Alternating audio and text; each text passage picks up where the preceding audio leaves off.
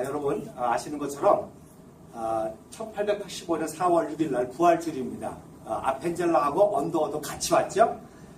그래서 그 당시 그 다음에 제물토 사진입니다. 아주 그 당시 선교사들은 조선을 땅끝으로 알고 왔습니다. 그래서 땅끝까지를 내 증인이 되리라 그랬잖아요.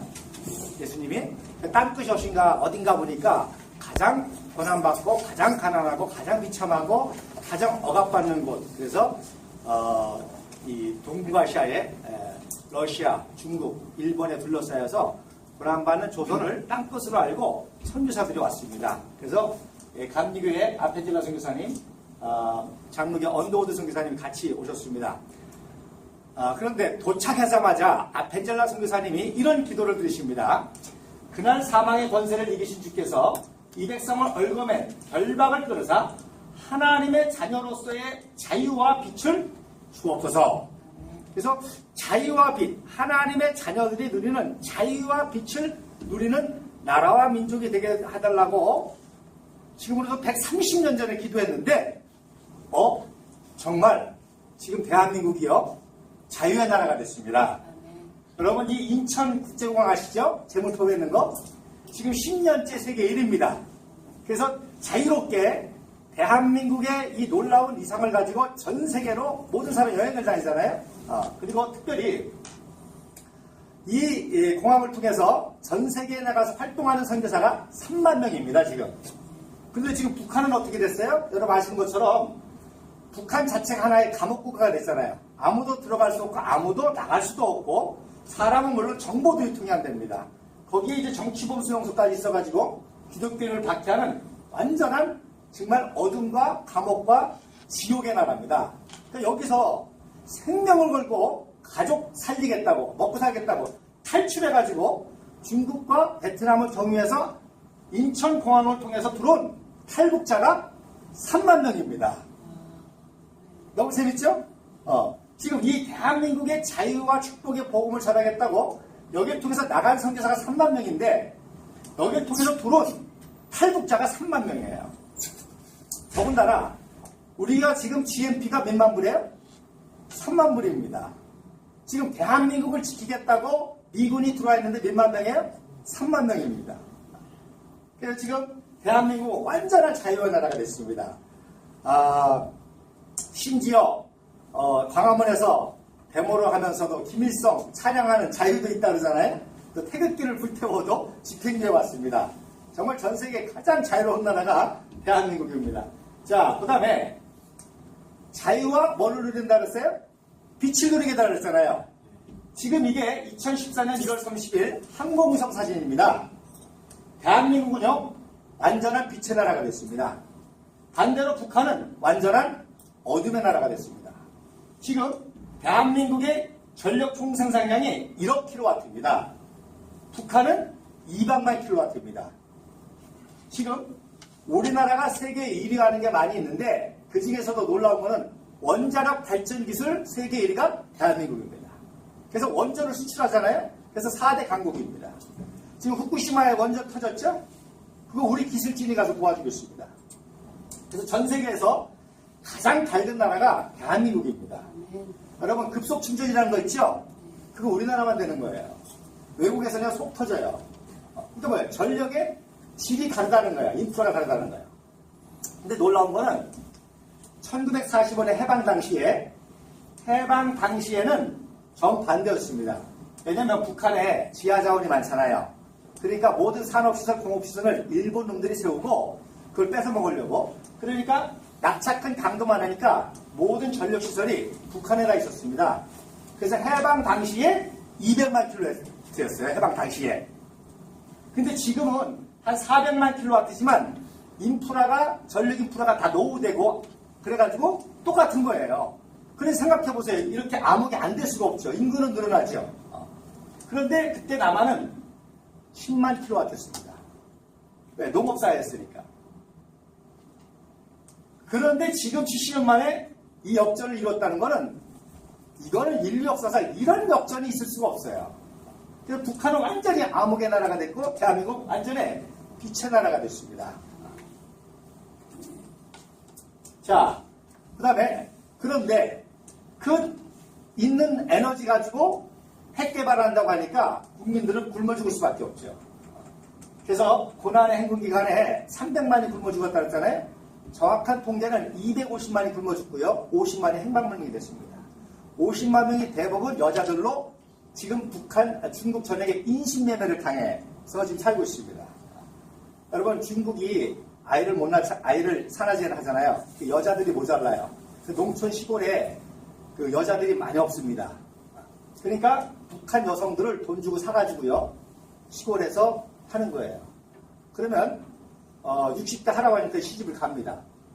그러면 밤에 관계를 맺고 물 먹으러 나가요. 그러면 장남이 들어와요. 그 다음에 둘째 아들이 들어와요. 그 다음에 셋째 아들이 들어와요. 북한 여성들이 이렇게 지금 고난을 당하고 있습니다.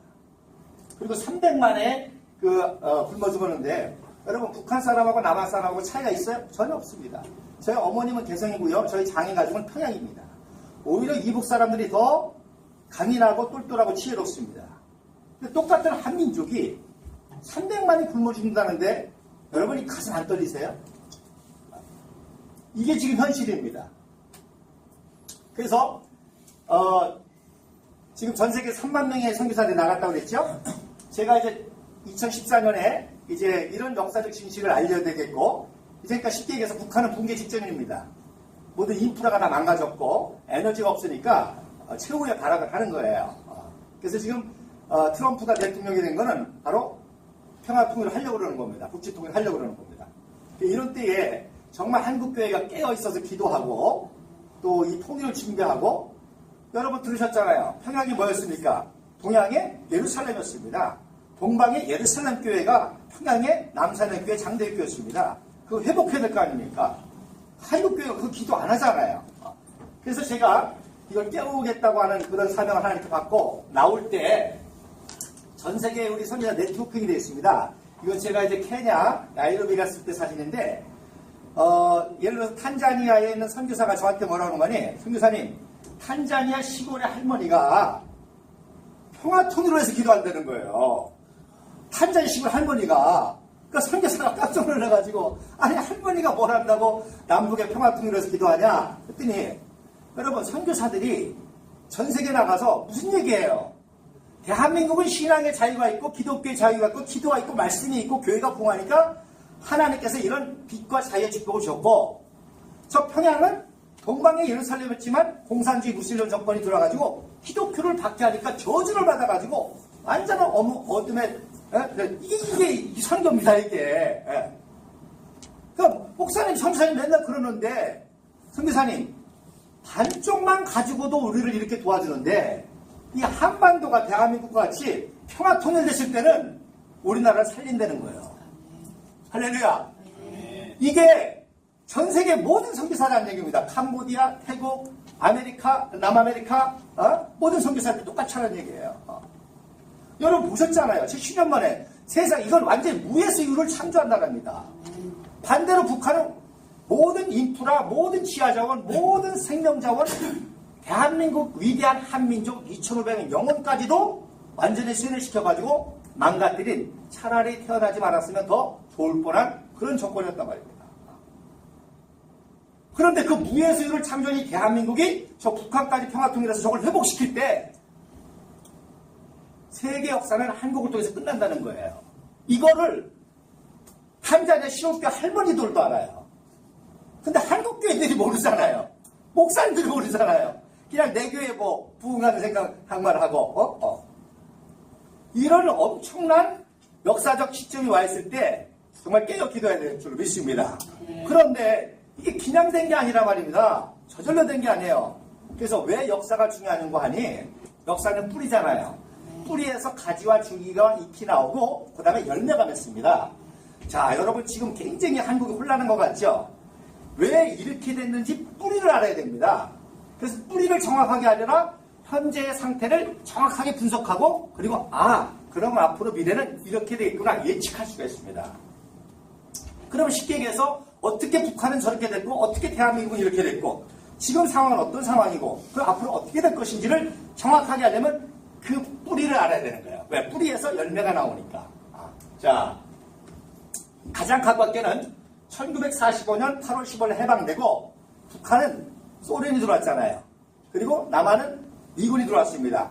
그래서 북한에는 10월 14일 날 평양 기린이 운동장에서 김일성이를 33세 김일성이를 세워가지고 꼭두각시 정권을 세웠죠.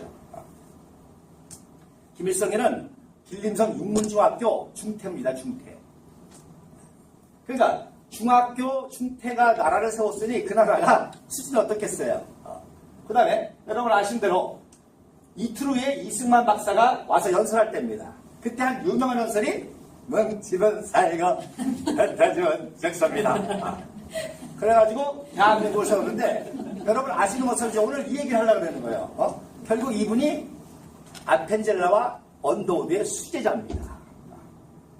선교사들이 키운 사무엘의 기름 부어서 누굴 세웠죠? 다윗을 세웠잖아요. 그 다윗이 통일 이스라엘 왕국이 되고 구약성기 핵심 인물이잖아요.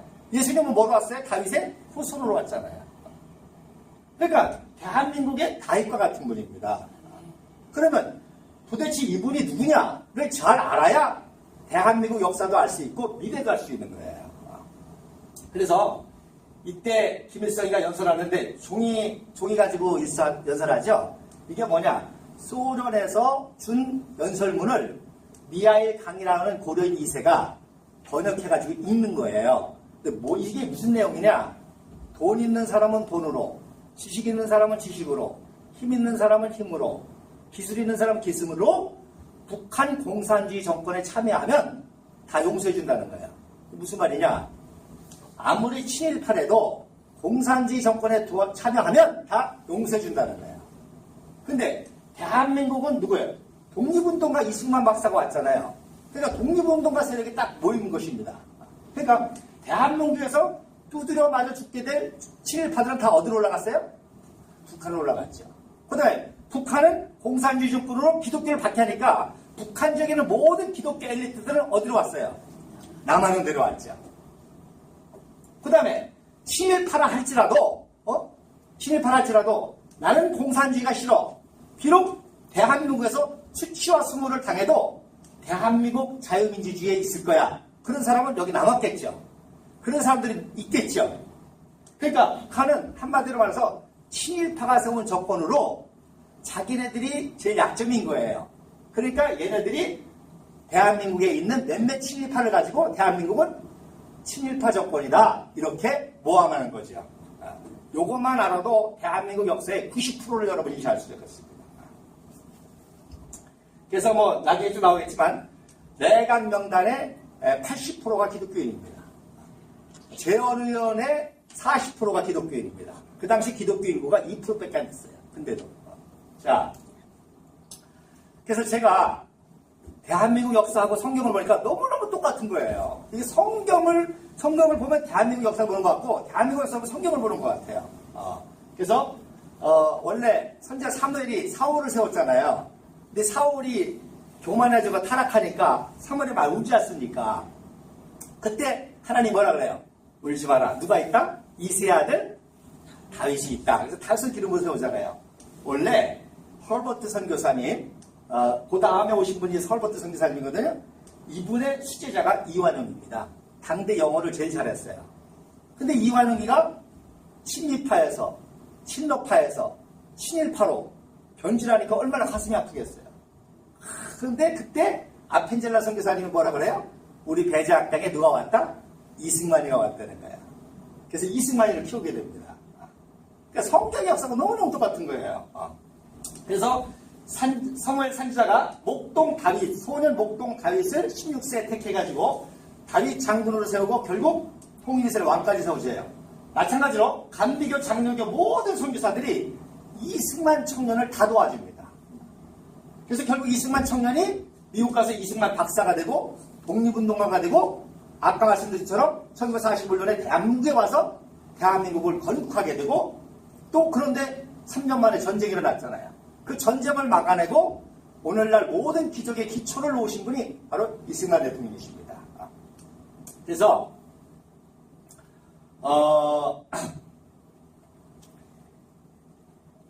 이승만 박사를 미국의 끈아풀이다 전혀 안 그렇습니다. 여러분 미국이 한국도 자기 마음대로 하고 싶어요. 소련이 김성 들어가죠. 근데 정확하게 말해서 이승만 박사가 미국을 자기 마음대로 요리하고 유엔을 자기 마음대로 요리해서 대한민국을 세운 겁니다. 그게 정확한 거예요. 그래서 미국을 이용해서 유엔을 이용해서 대한민국 인류 역사상 최초로 합법적인 국제법적인 재헌의회 감시를 통해서 나라가 세워졌습니다. 여러분 이스라엘 역사 많이 아시죠?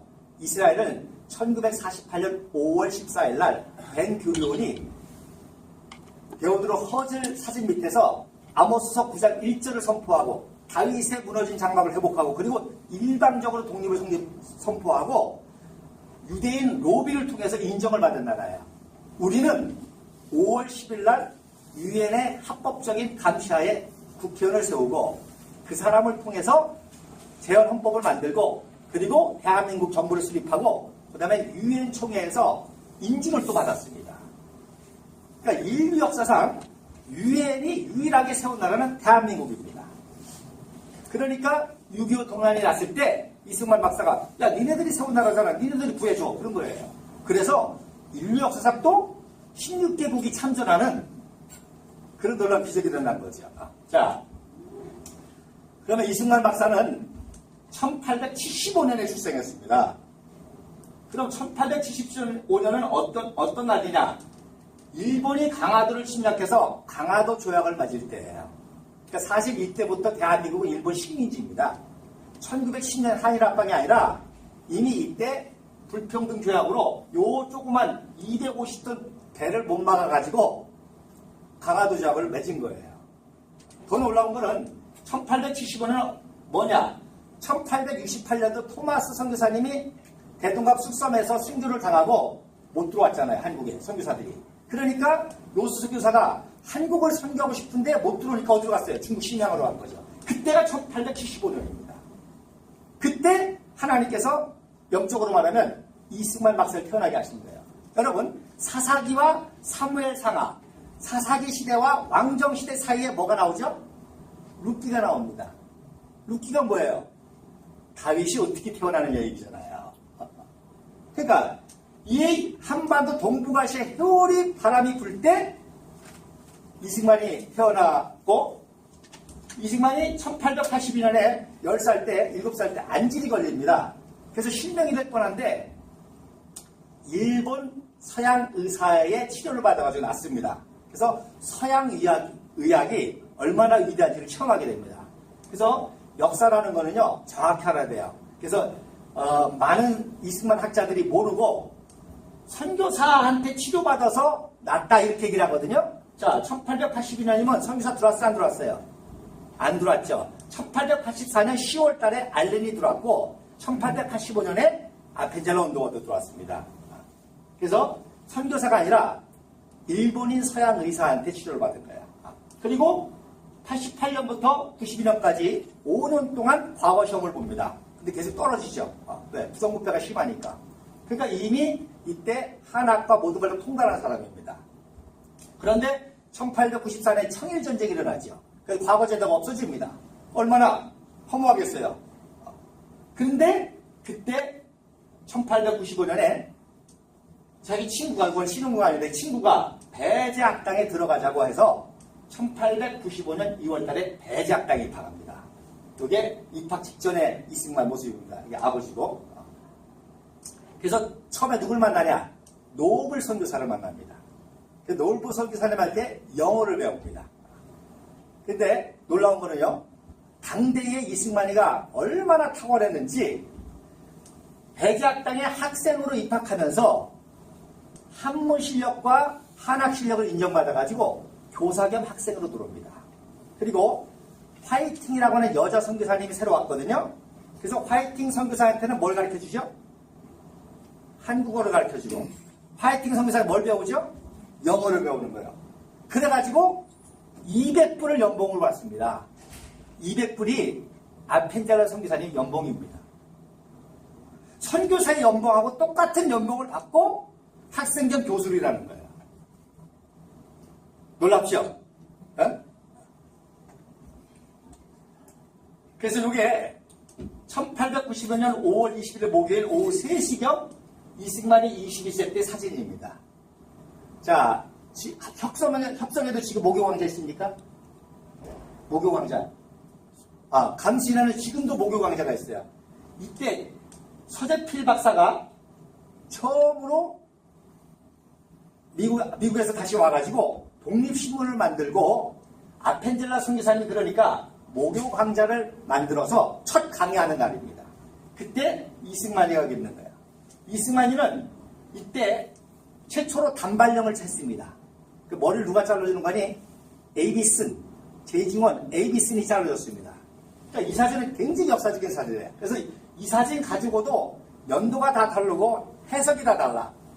근데 이걸 정확하게 하나님 가르쳐 주셨어요. 그래서 5월 20일 날 첫 목욕왕자 할 때 기념 촬영한 겁니다. 또 최초로 단발령 했잖아요. 그러니까 단발령 이전 이후에 연도를 붙인 건 다 틀린 거죠. 그리고 서재필 박사는 그 다음에 쫓겨납니다. 이게 맥길 선교사입니다. 그리고 놀라운 거는 스크린턴 선교사가 선교 보고를 합니다. 연회에. 그래서 러일 전쟁 이후에 조선의 젊은이들이 큰일 났잖아요, 나라가. 그러니까 대거 배제학당에 입학했는데 그 명수가 169명이다 그랬습니다. 이게 일일이 써보면 169명입니다.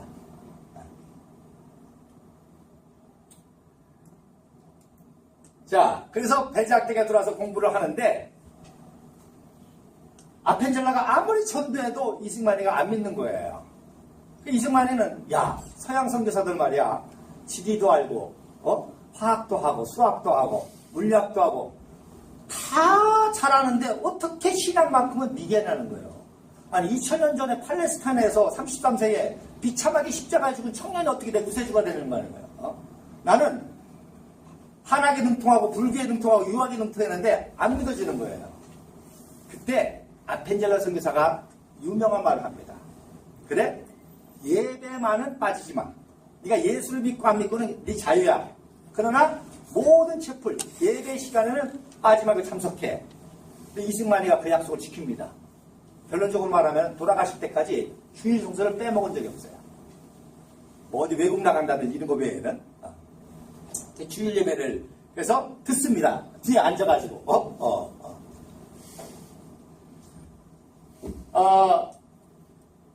배제학당 다니고 2학년 때 독립문 기공식 초청장을 아펜젤라 이름으로 합니다. 이게 독립문 여기 영문문이 있었죠? 그걸 부시고 지금 독립문 기공식으로 하는 거예요. 엄청난 순간이죠? 독립문. 이게 무슨 얘기냐? 그 당시에 모든 대한제국의 핵심적인 역할은 선교사들이 했다는 거예요. 그러니까 선교사들이 국가 개념, 민족 개념, 헌법 개념, 자유 개념 모든 거를 다 가르쳐주고 주도할 분들이라고요. 그래서 배제학당 메모도 있죠? 아펜젤라의 초청장입니다. 그러면 이런 국가적인 행사를 하려면 의식기를 할 거 아니에요.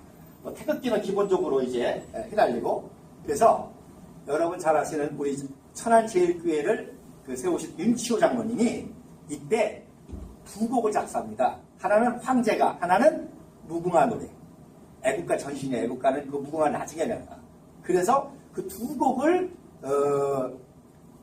작사해가지고 배제학당의 벙커 선교사가 찬송한 것하고 결합을 시키죠.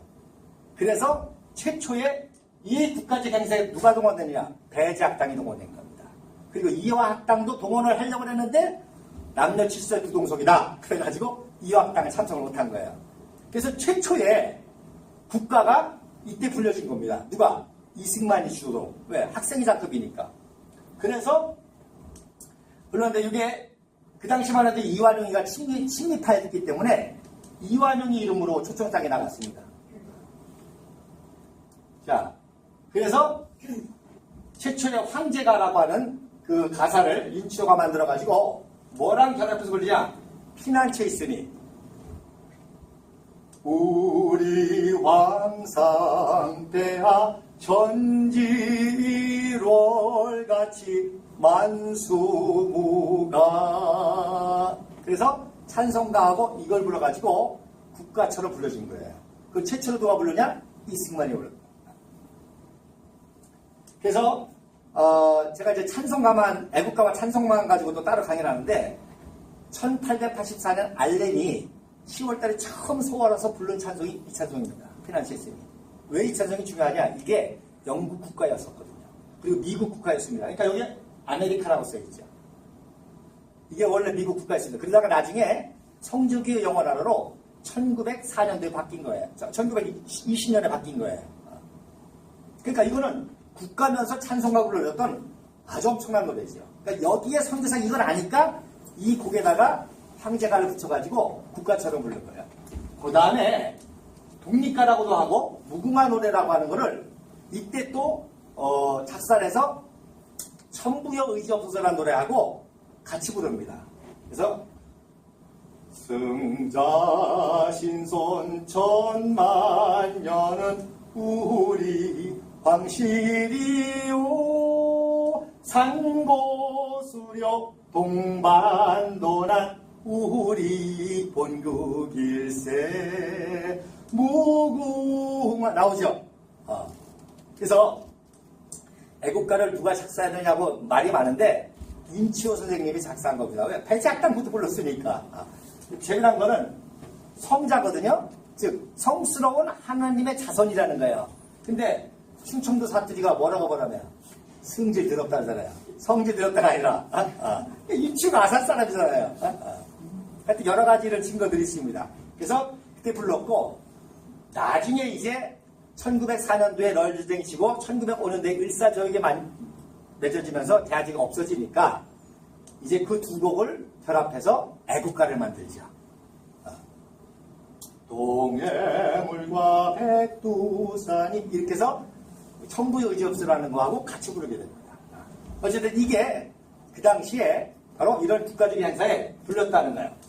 그 다음에 이제 배지학당에 7월 달에 이승만이가 졸업합니다. 2년 만에 졸업하는데 졸업연설을 누가 했어요?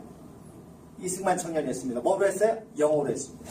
그러니까 당대에 모든 고관 대작과 대사관 명사들이 다 모였습니다. 원래는 고종도 참석해야 되는데 다른 일이 생겨가지고 고종만 참석을 못했어요. 거기에 조선의 독립이라고 하는 주제로 영어로 연설합니다. 그러니까 전 한국이 다 뒤집어지는 거지. 2년 만에 배지학당 졸업했는데 영어로 연설해버리니까 말이야. 그리고 이제 협성이라는 거 아시죠? 그래서 최초의 토론회 결성해서 이런 활동을 합니다. 그래서 협성의 활동입니다. 그 다음에 이제 오늘날로 말하면 토론민주주의. 그래서 만민공동회를 또 주관하게 됩니다. 이승만이가.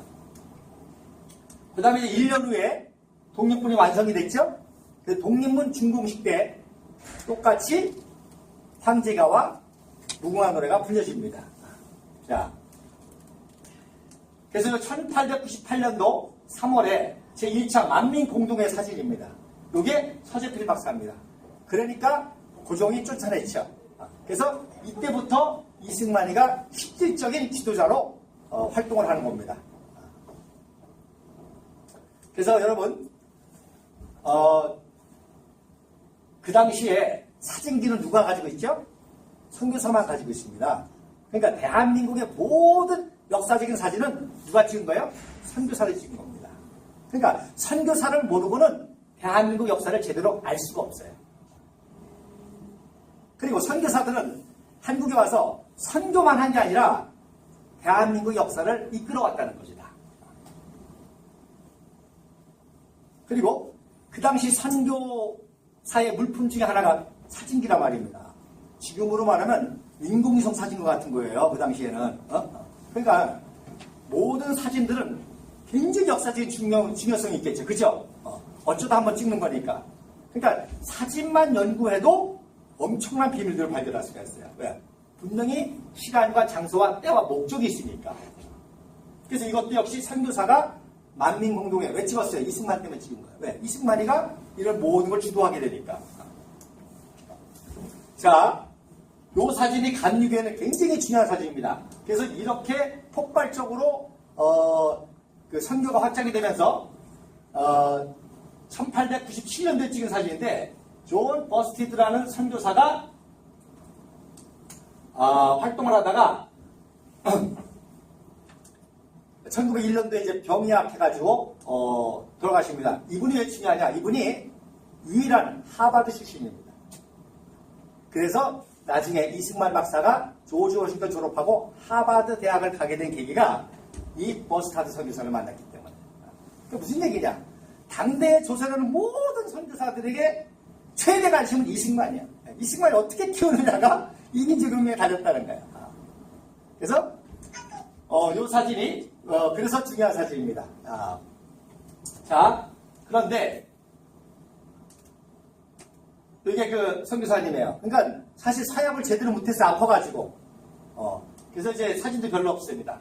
자, 그 다음에 만민공동회의를 3월, 6월, 11일에 했는데 이게 월남 이상제입니다. 이게 이승만 청년이 사역을 때입니다. 그러니까 지금 좌파 역사학자들이 이 사진을 딱 잘라서 씁니다. 왜? 이 사진에 이승만이라는 인물이 굉장히 부각이 되잖아요. 그러니까 이승만을 폄하 왜곡하려고 이 사진을 쫙 잘라가지고 만민공동회의 이상제 이렇게 나옵니다. 이해가 되시겠어요? 그래서 이승만이가 최초의 매일신문을 또 창간합니다. 여기서 언론인들이 여기서 또 많이 뒤집어져요. 나중에 알고 보니까 이승만이를 뭐 독재자 이렇게 알고만 있었는데 연구해보니까 한국 최초의 신문을 만든 사람이다. 여기서 다 뒤집어집니다. 자, 그 다음에 1898년 4월에 감리교 선교사들이 찍은 사진이에요.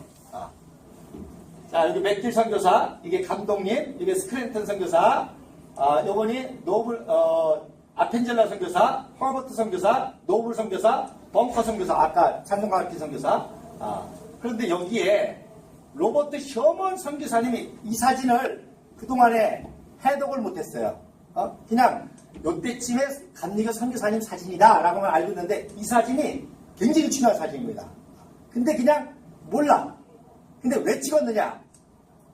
아까 말한 버스타드 선교사님이 아파서 가고 대신 로버트 셔먼 선교사님의 도착 환영 사진입니다. 5월달에 배지악 그 나무에서. 그럼 이게 왜 중요하냐? 이 셔먼 선교사님이 이승만하고 절친입니다. 그리고 이제 뒤에 나오겠지만 이승만이가 개혁운동하다가 대역죄로 체포를 당해서 수배를 나가니까 배지악당에 숨었거든요. 근데 셔먼 선교사가 왕진 가자고 그래요. 그래서 왕진 따라 나갔다가 잡힙니다. 그 셔먼 선교사는 얼마나 가슴 아프게요. 자기 때문에 이승만이가 죽게 생겼으니까. 그래서 헌신적으로 돌보다가 역시 2년 만에 돌아가십니다. 이 사진이 그래서 아주 유명한 사진이에요. 자, 그래서 만민공동회 사진입니다. 지금 광화문에 사람들 모이죠. 또 그거 반대하는 집회가 막 동대문 모이죠. 그 당시에 최초의 개혁운동을 주재한 겁니다. 이승만이가. 그때 사진입니다. 이렇게 해서 이제 체포령이 떨어지죠. 놀라운 거는 박성춘이 아시죠? 재중원 영화 보셨죠? 재중원의 그 최초의 의사가 있지 않습니까? 한국인 의사 박서양의 아버지가 박성춘입니다. 백정이었어요. 백정. 근데 백정인데 무호 선교사님한테 은혜를 받고, 여러분 그 당시 선교사들은 최고의 엘리트이기 때문에 누굴 만나요? 고종을 만나는 사람이잖아요. 근데 고종을 만나는 사람이 백정을 만나서 치료를 해주는 거예요. 그러니까 뒤집어지지. 용체, 고종을 만지는 선교사가 최하층민 백정을 만나서 고쳐주니까 이 사람들이 감동 안 받겠어요? 예수 믿는 사람들이죠. 그래서 아들이 재중원 들어가서 최초 의사가 됩니다. 놀라운 거는요, 만민의 공동회 때 당대 최고 엘리트 이승만하고 박성춘 같이 연설을 해요. 놀랍죠? 100년 전에. 이미 민주주의가 이때부터 시작된 겁니다. 그런데 이렇게 개혁운동 하니까 이승만이를 이제 죽이려고 반역죄로 수배를 당합니다. 그러니까 말씀드린 대로 도망을 가죠. 배작도 숨었죠. 그런데 로버트 셔먼 선교사가 괜찮을 줄 알고 밤에 자, 나 왕진 가는데 통역 좀 해줘라. 거기 따라갔다가 잡힌 거예요. 그래서 제가 대역죄로 들어갔습니다. 들어갔는데 1월 30일 날 총기를 가지고 탈출하다가 또 잡힙니다. 근데 이제 요게 중요한 겁니다. 그 감옥 안에 이미 최정식이라는 사람하고 서상대라는 사람이 하고 있었어요. 이 최정식이는 그야말로 엘리트 독립운동하던 놈이고, 아니 개혁운동하는 사람이고, 서상대는 뇌물죄로 들어온 놈이야. 요 놈이 돈이 많으니까 그동안에 탈출하자고 모여야 했지. 그러다가 이승만, 젊은 청년 이승만이 들어오니까 이승만이를 꼬신 거예요. 그래가지고 총기 2자루를 비밀리에 들여와가지고 총기를 들고 탈출을 감행한 거예요. 그러니까 서상대한테 속았지. 여기서 많은 사람들이 배제학당 동기인 주시경 아시죠? 한글쌤. 주시경이가 총기를 반입해 왔다고 그렇게 학자를 알던데 전혀 아닙니다. 누가? 서상대가 최정식이 조카 집에다가 2종을 갖다 놓고 그걸 가져와라고 해가지고 사용한 거예요. 주시경하고 전혀 관계없습니다. 자, 그래 놓고 서상대라는 놈은 총도 안 가지고 도망쳐서 살아남았고, 최종식이는 총기 가지고 탈출하다가 간수를 쐈습니다. 그리고 도망갔습니다. 그리고 황해도에서 총기를 팔아서 상해로 넘어가는 자금을 만들려고 하다가 신고당해가지고 재판에서 사형을 당하죠. 근데 이승만이는 총을 가지고 탈출했는데 총을 안 쐈어. 그러니까 선교사들이, 그리고 곧바로 체포됐거든요. 그러니까 이거 빼도 박도 못하는 거예요. 총기 가지고 탈출까지 했으니까. 반역죄에다가. 근데 선교사들이 노력을 해가지고 무기징역을 맞게 합니다. 뭐로? 총기를 사용하지 않았단 말이야. 그리고 반역죄라는 것이 모함이라는 게 밝혀졌습니다. 그래서 총기 휴대죄로 무기징역을 받는 거예요. 그래서 이제 살아날 구멍이 생긴 거죠. 그래서 이게 그 당시 한성 감옥입니다. 그래서 곤장 100대 형을 받았는데 공장 100대 맞았을까 안 맞았을까요? 안 맞았죠. 맞았으면 죽었지. 그래서 역시 선교사들이 노력하고 아버지가 노력하고 또 당대의 이런 인물이다 보니까 바로 고종휴야에도 이승만 파들이 많았어요.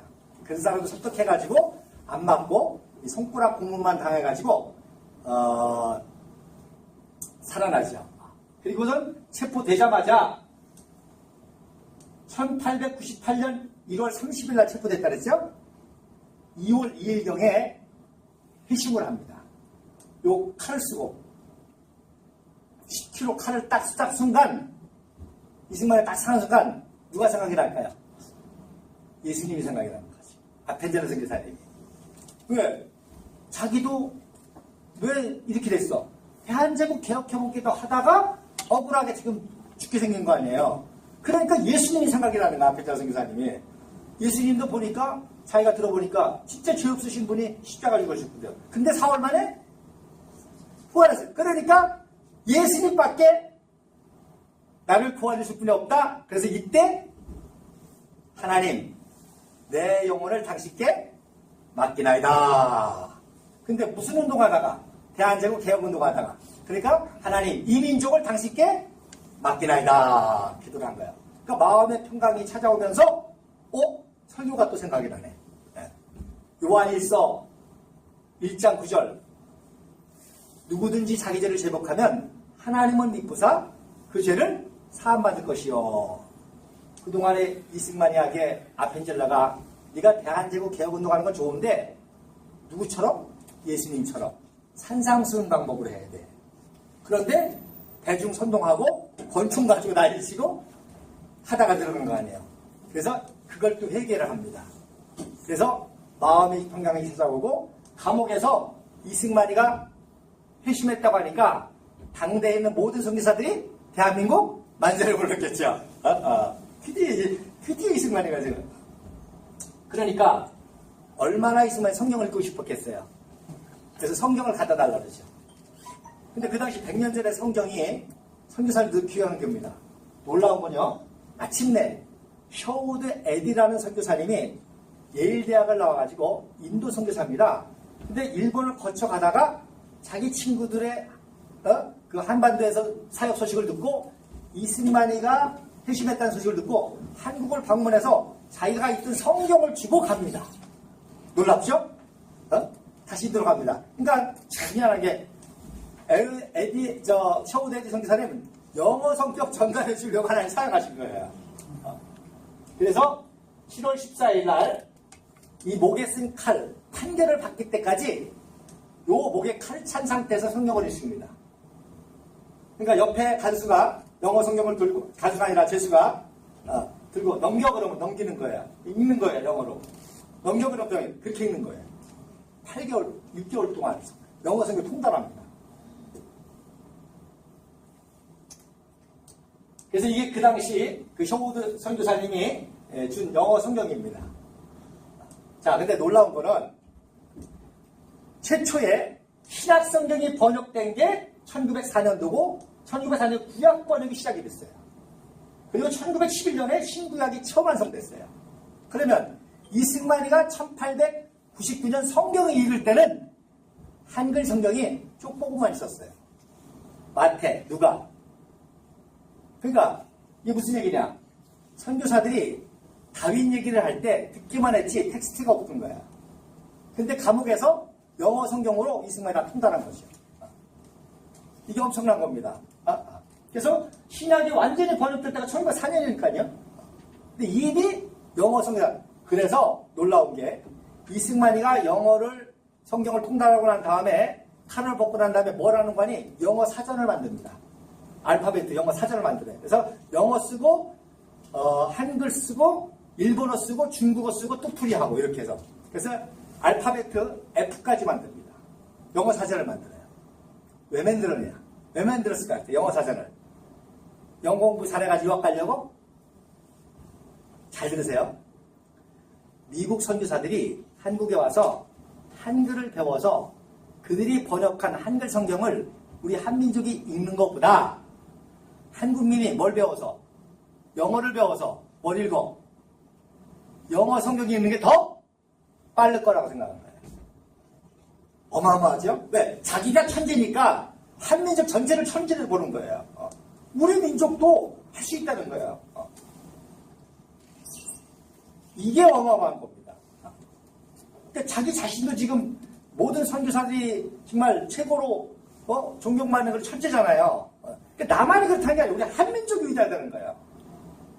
그래서 우리 한민족이 영어를 배워서 영어 성경 읽는 게 미국 선교사들이 한글 배워서 번역한 한글 성경 읽는 것보다 더 빠를 거라고 하는 거예요. 그래서 영어를 번역하기 시작한 거죠. 자, 그래서 1899년에 7월에 칼을 벗었다 그랬죠? 그때부터 이제 또 막 기독교 서적을 읽게 되고 선교사님들이 이제 막 책을 갖다 줍니다. 12월 28일에 벙커 선교사, 애국가 가르쳐준 요 벙커 선교사님에게 감사 편지를 씁니다. 내가 감옥에서 심정으로 거듭나고 이제 오로지 예수를 위해서 또 우리 민족이 예수 믿는 민족으로 변화되는데 헌신겠다고 감사 편지를 씁니다. 그 다음에 1900년 2월 22일 날 이게 조지 워싱턴 생일입니다. 지금도 미국에서는 대통령의 날로 휴일입니다. 이게 대통령의 날 휴일입니다. 그때 감리교 선교사님이 이승만을 키운 스승들이 대작당에서 조지 워싱턴 복장과 미국의 건국의 그 모습에 복장을 하고 사진을 찍습니다. 이게 뭐예요? 이승만 회식 1주년 기념으로 찍은 거예요. 이게 무슨 얘기냐? 이제 이승만이는 미국과 같은 나라, 자유민주주의, 기독교 자유민주주의, 미국 같은 나라를 한반도에 세우겠다는 게 꿈이었더라고요. 그래서 이게 아펜젤라 부부고, 벙커 선교사고, 이분이 노블 선교사고, 이분이 존스 선교사입니다. 이분이 벙커 선교사고, 이분이 존스 선교사입니다. 어마어마한 사진이죠? 1900년도 2월달 사진입니다. 그래서,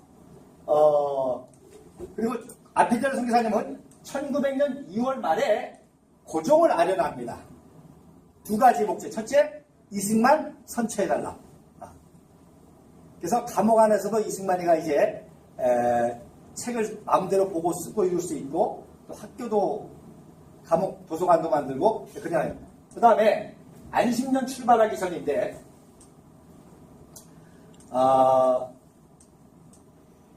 그때 이제 고종을 만난 사이죠. 그리고 갔다가 1901년도에 다시 옵니다. 그러다가 1902년도 6월 11일 날 어청도에서 순교를 당하죠. 어청도 선박사고로. 이거는 일본 제국이 아펜젤라 사교를 암살한 겁니다. 세월호랑 똑같아요. 세월호가 원래 그 배가 아니었거든요.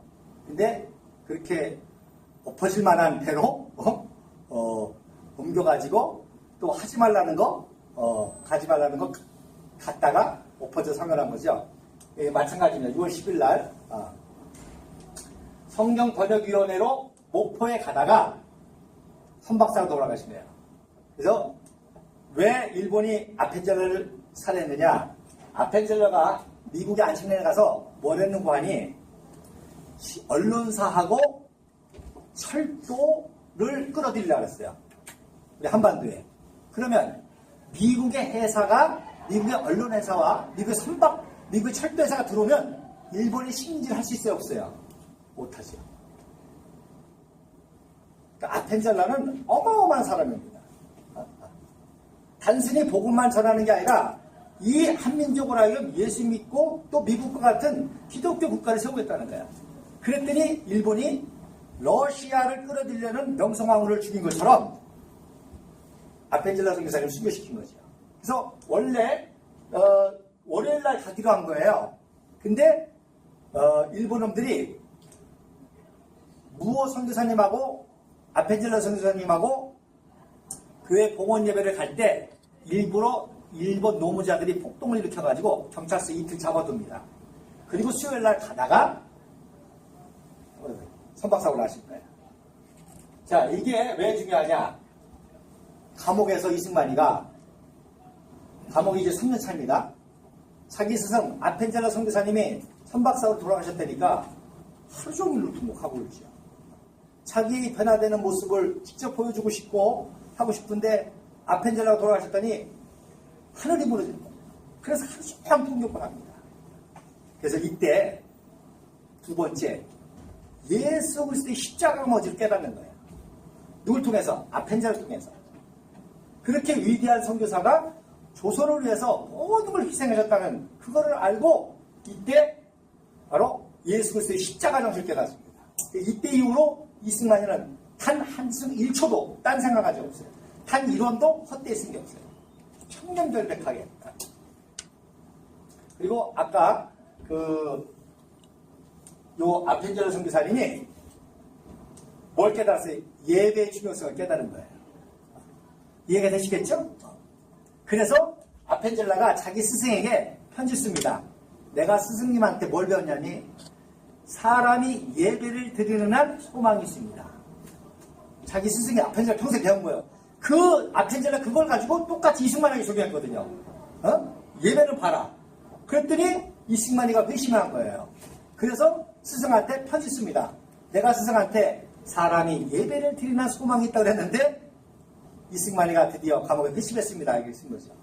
그래서 감옥에서 하나님을 체험하고 예배의 은혜를 체험하고 기도를 체험하고 회심을 체험하고 예수 그리스도를 체험하죠. 이제 십자가 사랑을. 자, 그리고 약 600권 분량의 책을 읽습니다. 이 책은 당대 최고의 책들이에요. 그래서 이게 아웃룩이라는 책인데 잡지인데 오늘날 말하면 타임즈 뉴스위크지와 같은 거예요. 그래서 감옥에서 예일대학교 국제법 학자의 논문 하나 있습니다. 이게 왜 중요하냐? 나중에 프린스턴 박사학위가 이 논문을 가지고 쓴 거예요. 감옥에서 읽었던 거기 영감을 받아가지고. 그래서 600권 중에 약 400권이 기독교 관련 책입니다. 그리고 약 200권이 전문적인 서적이죠.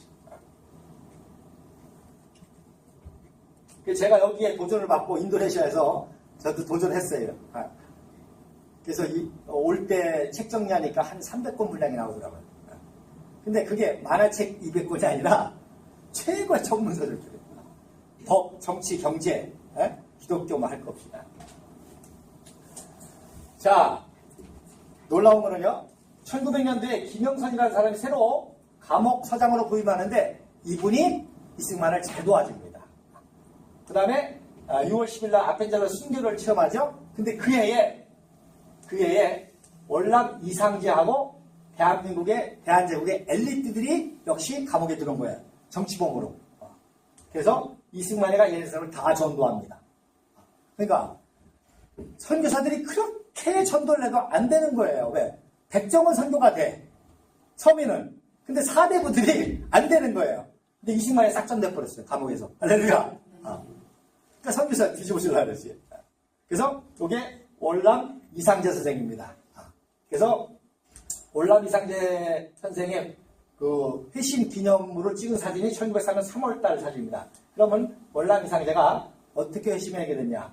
자, 1902년도 6월달에 아펜젤라 죽고 8월달에 감옥에 콜레라가 돌았어요. 콜레라가 돌으니까 막 죽어나가는 거예요. 근데 이승만이가 그 환자들 다 돌보는 겁니다. 그러니까 이상재가 야, 너는 조선의 희망이야. 너 얘네들 돌보다가 콜레라 병도 죽으면 어떡해? 말리는데 이승만이가 나는 예수의 사람이야. 하나님이 날 지켜주셔. 그래가지고 돌보줍니다. 그래서 막 40명씩 죽어나가는 거예요. 그러니까 이상재가 이걸 보고 12월 달에 회심을 합니다. 말이 필요 없어요. 자기 생명을 초월해서 거기서 환자들은 죽어나가는데 걔를 돌보는 이승만이 살아남으니까 12월 달에 회심을 하죠. 이상재가. 그 다음에 회심 기념으로 찍은 거예요. 그리고 그때 강원다리가 또 추록하고 이런 거예요. 이때 사진입니다. 그러니까 이때 뭘 체험하죠? 성령의 역사를 체험합니다. 성령이 함께 하시면 물과 불을 통행할지라도 이때부터 생명을 초월한 사람이에요. 이건 좀 정치적인 거니까 자, 그래서 이제 아펜셀러사가 죽으니까 감리교 선교사들이 굉장히 어려웠습니다. 이때부터는 언더우드 등 장로교 선교사들이 전폭적으로 도와줍니다. 아펜셀러 대신해서. 자, 어쨌든 간에 그때 존슨 선교사님이, 조원 선교사님이라고 하는데, 이분이 이제 감옥에 있는 이승만을 도와주는데, 이분이 왜 중요하냐? 자, 1904년도 3월 달에 감옥에 편지를 씁니다. 이승만한테. 계속 석방운동을 하는 거예요. 근데 유로가 안 떨어지는 거예요. 그러니까, 고종 황제께서 최근에 발표하신 특사명단에 또 빠졌어. 그렇지만, 섭섭하게 생각한다는 거예요. 그러나, 제발 절망하지 마십시오. 하나님을 믿으세요. 그러면 그분께서 당신을 도우실 것입니다. 나는 황제께서 당신에게 완전한 사명을 내실 것과 당신이 수록하여 한국을 기독교 국가로, 할렐루야, 어마어마하죠? 지금부터 112년 전입니다. 기독교 국가로 만들려는 우리들의 노력을, 뭐야? 선교사들이 대한민국에 와서 단순히 복음 전해 예수 믿고 천국 가는 거로만 끝나는 게 아니라 미국 같은 기독교들을 해서 동북아시아에 기독교 센터를 만듭니다. 그걸 고대하면서 기도하겠습니다. 그러니까 이 사람들은 이미 세계사의 흐름을 본 거예요. 기독교의 자유민주주의가 세계를 덮어야 된다는, 미국 같은 그런 자유민주주의가 세계를 리드해야 된다고 본 겁니다. 그게 한국의 설명입니다. 그랬더니 이승만이가 답장을 씁니다. 정부의 현 상황은 점점 나빠져가고, 그렇죠? 점점 타락해가지고 일본의 식민지 들어갑니다. 1904년도는 러일 전쟁에서 지고 일본이 본격적으로 조선을 머금으로 1905년도에 을사늑약을 맺을 때예요. 자, 그때 희망은 보이지 않습니다. 저는 더 이상 추록을 기대하지 않습니다. 그러나 모든 세상 권세가 나를 누를지라도 하나님의 뜻은 실현되리라고 저는 굳게 믿습니다. 이때부터 토지일관, 대한민국의 독립, 건국, 이것만 하는 겁니다. 그렇게 믿으니까 이런 상황에서도 마음이 평안하고 행복합니다. 그래서 저는 책을 읽고 시를 지으며 시간을 보내고 있습니다. 그래서 쓴 책이 뭐냐? 독립정신이라는 책입니다. 또 이승만이라는 인물이 어떤 인물인가 감을 잡으실 거예요. 그래서 단 1초도, 단 1원도 헛되이 쓰신 분이 아닙니다. 그러니까 모든 이승만에 대한 비난은 다 왜곡이라고 보시면 됩니다. 그걸 제가 다 팩트로 다 이렇게 증명할 수가 있어요. 자, 다시 그럼 저 강의를 또 하겠습니다. 자, 요게 1904년 6월 29일 날, 수요일 날 독립정신이라는 책을 탈고하고 찍은 사진입니다. 그래서 요게 감옥에서 읽었던 영어 성경이고요. 요게 찬송가입니다. 이게 그 아들 봉수예요, 봉수. 아버지 방문한 거야. 그래서 감옥에서 이렇게 쓰고 끈으로 묶어서 박용만이가 비밀리에 가지고 나와서 1910년도에 이제 집판하게 된 겁니다. 자, 그래서 이 사진이 그래서 또 아주 역사적인 사진입니다. 그러니까 여러분 유영익 박사가 이승만 박사의 최고 권위자입니다. 국사편찬위원장을 지내셨죠? 그분이 이승만에 대한 모든 거를 다 전문가인데 선교사를 모르니까 성경을 모르니까 이걸 모르세요. 그냥 감옥에서 그랬는데 저는 선교사는 아니까 언제 어디서 왜 무엇 때문에 찍었는지를 정확하게 알 수가 있죠. 그래서 1904년 6월 29일 날 독립정신을 탈고하고 딱 찍은 사진이에요. 그래서 이 독립정신이라는 책은 한마디로 말해서 토마스 제퍼슨의 독립선언서보다 더 잘 썼습니다. 미국의 대대헌법보다도 더 잘 썼어요. 엄청난 책입니다. 이거를 28세의 청년이 썼어요. 이미 세계사를 통달하고 성경을 통달하고. 자, 그래서 놀라운 거는 이 책이 100년 전에 감옥에서 쓴 책인데 놀라운 거는요. 사진 자료를 넣어요. 거기다가. 팩트로. 와. 그래서 요 사진 아까 봤죠? 네. 누구 사진이라고 했어요? 자기의 절친 셔먼 선교사님이 왔을 때 감리교 전체 찍은 거란 말입니다. 그래서 책에다가 뭘 쓰는 거니? 대안에 와서 전도하는 서양 교우. 그래서 우리 한민족의 선교사들이 와서 전도하면서 이런 일을 했다고 독립선서 마지막 부분에 쓰면서 관련 사진을 딱 갖다 놓은 거예요. 그 다음에 자 여기 대안에서 전도하는 미국 선교사 중 옛날 구어로 쓴 거예요. 그죠? 재밌죠? 셔먼과 그 부인과 아달 형제 그 셔먼 선교사 가족이라는 거예요. 근데 자기의 절친이라는 거예요. 그래서 이 사람 왕진 갔다가 잡혀들었잖아요.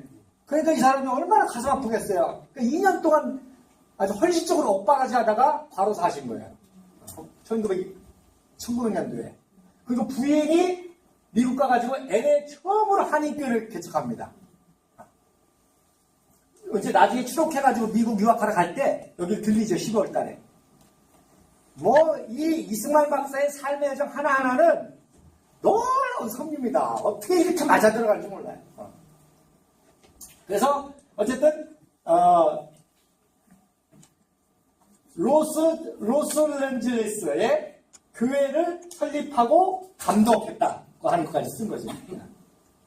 자, 그 다음에 이게 마지막 페이지입니다. 독립의 마지막 페이지예요. 마지막 페이지에 마지막을 장식한 사진 누구예요? 네?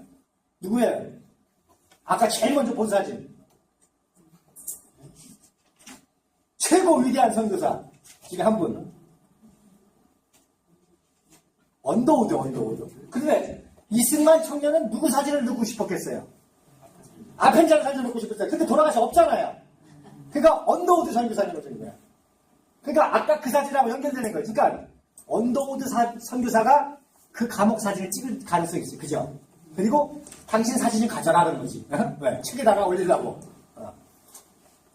그래서 원우도씨라고 되어 있어요. 선교사 원도씨. 한국 이름으로 원도씨. 마지막 살. 그래서 여기에 이제 마지막 날짜 9월 29일 이렇게 돼요. 그래서 마지막 결론이 뭐냐? 이 교로서 근본을 삼지 않고는 이 교가 뭐예요? 기독교죠, 기독교.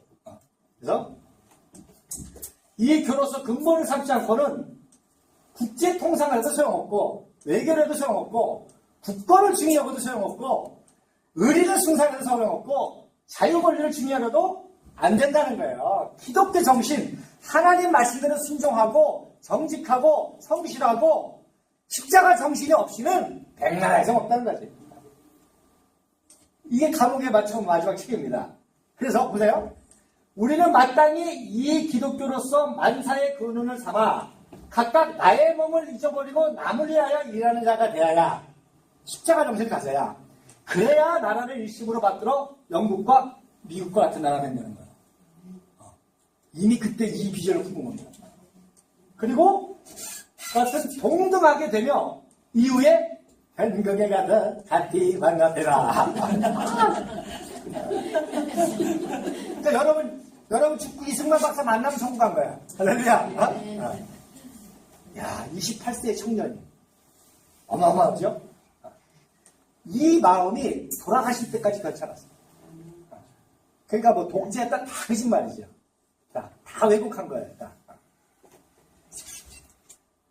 그래서 추록 직전에 찍은 겁니다. 요게 이승인 그 이상자 아들이고 이게 안국선 유명 안국선입니다. 그래서 추록하는 당시 사진이에요. 요게 누구냐? 제중원 에이리슨 박사가 영접한 거죠. 그래서 이 사진도 이거를 언더우드 사진을 아펜젤라 선교사님을 합니다. 근데 아펜젤라 선교사님 1902년도 돌아가셨잖아요. 근데 이때는 봐요. 추록할 때잖아요. 아니죠. 근데 그분은 요 모습만 본 거예요. 요렇게 입은 비슷한 옷이 아펜젤라 선교사 사진이 있거든요. 그러니까 아펜젤라 보내요. 이영익 박사도 그렇게 알고 있더라고요. 근데 아까 봤잖아요. 1902년도에는 새 사진 내고 있었잖아요. 이 복장은 바로 추록 직전 복장이잖아요. 그리고 연애를 안에서 아주 밖에서 하는 게 아니지 않습니까? 그래서 추록한 그런 사진입니다. 그래서 에이리슨이 또 평생 이승만을 도와줍니다. 그래서 에이리슨의 자서전에 이승만을 The Great Man이라고 해요. 위대한 사람. 역사상 가장 위대한 사람. 생각해보세요. 그 정말 가난한 조선을 참 일평생 독립운동하고 그리고 나라를 세웠을 때 이 에이리슨이라는 사람이 얼마나 감동이 되겠습니까? 아까 단발령을 누가 잘라줬다고요? 에이리슨 잘라줬습니다. 그때만 해도 수신발 부는 부모에게 왔다고 이 머리카락 버리질 못해가지고 에이리슨이 보관하고 있었습니다. 자, 그래서 1904년도 나오자마자 상동학교 교장을 했습니다. 전덕기 목사님의 그 상동교에서 그 상동학교 교장을 하면서 지내다가 11월 4일 날 고종의 특사로 미국을 갑니다. 이제 뭐예요? 일본에 식민지 들어가니까 마지막에 기댈 때가 미국밖에 없는 거야. 그러니까 밀사를 보내자. 누구를 보낼까? 이승만이를 보내야 됩니다. 그러니까 고종이 할 수 없이 석방을 시킨 거죠. 그래서 고종이 이승만을 직접 만나려고 했어요. 근데 아무래도 이승만이가 차마 고종 얼굴을 못 보겠어. 자기를 이렇게 할까. 그래서 안 만납니다. 민영환이 통해서 밀서를 가지고 이제 가게 됩니다. 그래서 이게 그 미국 가기 직전에 이승만 사진입니다. 근데 이걸 누가 찍었냐? 진전국이라고 일본 사진을 찍은 거야. 무슨 뜻이냐? 일본 제국이 이때부터 이승만을 감시하기 시작한 거야. 그래서 이때 일본 공사가 이승만과 동시에 미국 공사로 발령을 합니다. 뭐 하려고? 이승만 감시하려고. 그래서 이승만의 이제 사진 찍은 거죠. 이게 아버지고 이게 부인이고 이게 누나고 이게 아들입니다. 그래서 고종밀사로 이제 유학 갑니다. 이때 19통의 추천서를 받아가지고 갑니다. 선교사들의 19통. 자, 요게 그 당시 사진관대 있죠? 그 당시 서울의 한 모습입니다. 요거는 이승만 박사 집 근처의 가능성이 아주 많습니다. 유학 가기 직전에 선교사가 찍어놓은 걸 가능성이 있습니다. 이게 서울이었어요. 이전 그 당시 100년 전에 이랬습니다. 이랬던 나라가 지금 세계 4대 강대국이 됐잖아요. 할렐루야. 이 거제되는 게 아니란 말입니다. 누군가가 씨를 뿌렸고 땀을 흘렸고 눈물 흘리고 세운 거기 때문에 그런 기초 위에 쓰게 되는 거지요. 자, 1904년 유학 갈 때 목포를 공유해서 갑니다. 목포. 왜? 아펜젤라 선교 거기 가다가 돌아가셨잖아요. 거기서 성경 번역사역을 했잖아요. 그때 장로교 선교사들이 거기 많았습니다. 근데 또 재미난 거는 이승만 대통령의 영어를 가르쳐주고 한국어를 배웠던 화이팅 선교사가 목포의 오웬 선교사하고 결혼을 했어. 목포에서 사역을 하는 거예요. 그래서 화이팅 선교사 만나러 또 가는 거예요. 들렸다 가는 거예요. 근데 거기서 누굴 만나냐? 어니스트 홀이라는 선교사를 만납니다. 이분은 프린스턴 출신이에요. 이승만 대통령 어디서 박사학위를 받죠? 프린스턴에서 받습니다. 하버드 석사하고 프린스턴 박사를 받습니다. 이때부터 이런 인연이 된 거죠. 그래서 오웬하고 그 하이팅 선교사가 결혼을. 그러니까 영어 스승이죠, 스승. 이렇게 엄청난 인연이 있는 거예요. 나도 오늘 여러분 처음 만나지만 앞으로 통일을 위해서 귀한 인연들이 이루어지게 될 줄로 믿습니다. 그리고 29일 날 동경을 격리해서 가는데 동경 유학생 집회를 인도합니다. 이승만 박사가. 그때 일기를 쓰는데 거기에 뭐라고 되는 거니? 와이드만 박사의 설교에 이어 내가 거의 11시까지 연설을 길게 했고 함께 뭘 불렀다? 애국가를 불렀다. 할렐루야. 그러니까 윤치호가 황제가 하고 무궁화도를 만들었는데 대한제국이 없어지니까 의미가 없어졌어. 그래서 그거를 다시 정리해가지고 애국가를 만든 거예요. 1940년대 초에. 그거를 이승만이 가지고 처음으로 동경 유학생들한테 가르친 거죠. 동해물과 백두산이 마르고 닳도록. 이게 안익태가 베를린 올림픽에서 송기정이 응원가로 오늘날 애국가를 작곡했거든요. 원래는 코리아 환타지라고 하는 곡으로 작곡을 했는데 안익태 스승이 독일 사람이에요. 스트라우스랑. 그래서 히틀러의 명을 받고 올림픽 참가 같은 거를 만드는 그 스트라우스를 쫓아서 베를린에 갔다가 1936년도에 베를린에 갔다가 거기서 송기정이를 만난 거예요. 그래가지고 일장이 들고 들어오잖아요. 그러니까 자기가 만든 애국 코리아 환타지 그 공연하고 동해물과 가사를 붙여가지고 응원가를 만드는 거, 응원가를 부른 거예요. 그래서 마라톤 뛰고 막 볼 때, 자, 우리 한번 애국가 한번 시작. 그렇게 하면 동해물과 백두산이 마르게 되는 거지. 응원가니까 와. 동해물과 백두산이 마르게 이렇게 불렀어요. 그리고 1등한 거예요. 할렐루야. 그리고서 곧바로 미국에 있는 이승만 박사한테 보냈죠, 원고를. 그때부터는 지금의 애국가가 불려지기 시작한 겁니다. 재밌죠? 네. 너무너무 신기해. 그래서 애국가가 이렇게 역사가 있다는 것을 우리가 알아야 됩니다. 그러니까 1910년 한일합방 되고 금지곡이 뭐예요? 애국가죠. 그 다음에 금지물이 태극기죠. 소지만 해도 팔 잘리는 거예요. 그 다음에 금서가 독립정신입니다. 비밀리에 엘리트 이걸 본 거예요. 자, 그래서 1958년도 이승만 대통령이 삼선 대통령 직전입니다. 그때 신상옥 감독이 최초의 스펙타클 영화를 만들어. 그게 뭐냐? 독립협회와 청년 이승만. 그래가지고 내가 오늘 강의한 것까지의 내용을 영화로 만든 거예요. 그래서 전 국민에게 보게 되죠. 그래서 58년도에 이제 사선에 당선하게 된 그런 이제 계기가 됩니다. 그래서 신상옥 감독이 유명한 거 아시죠? 하고 진진규가 이제